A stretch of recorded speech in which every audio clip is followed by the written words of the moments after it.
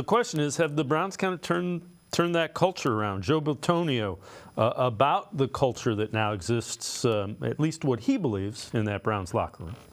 I think Coach Stefanski's built a culture here.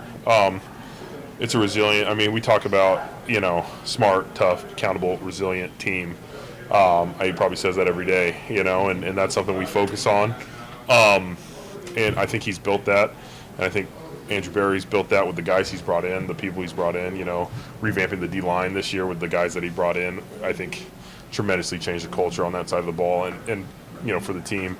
But I do think we've built something, and like I said, I hope it's the start of, hey, this is what we do. This is a minimum. You go to the playoffs every year, and hopefully there's more to come from that.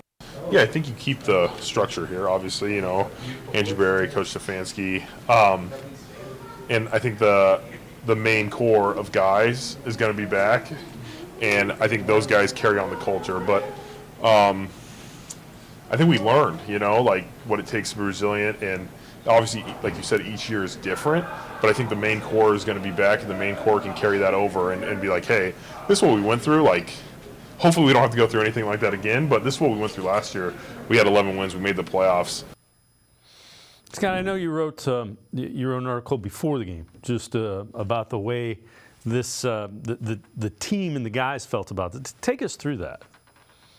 Yeah, it's interesting because Kevin Stefanski, and I think I asked Paul DePodesta this once too, they don't really believe in culture, like that, the word culture. Stefanski said a million times, it's about the people. So there was a huge emphasis in last year's offseason to go get the people that would make this locker room better, make the chemistry better. Stefanski might not like it, but make the culture better. There was a concerted effort because they saw a deficiency there in 2022.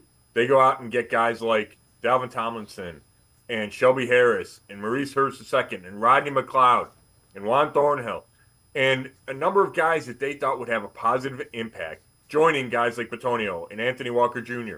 and Myles Garrett, guys already here that they felt were, in place and had the right attitude, the right demeanor, the right work ethic. So it's just a matter of keeping that together.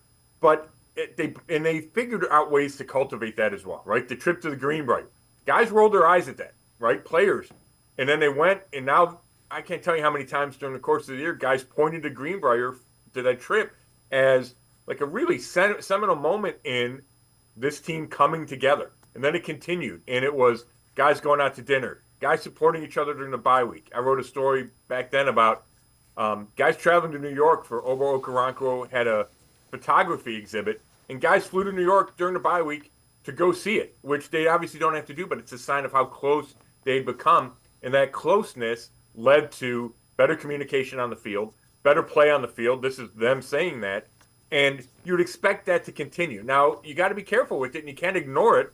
And next year there's going to be a lot of new guys. But I agree with Bitonio that if you have the right foundation, then guys who come in have to adjust, right? They have to adjust to the foundation that is here, as opposed to coming in and undermining anything or not knowing how to react. They'll be taught how to do all those pieces that led the team to be as resilient as it was this season. Yeah, and I would imagine Andrew Berry kind of looks for similar kind of guys again. That'll be something that becomes important in free agency because they had success with it.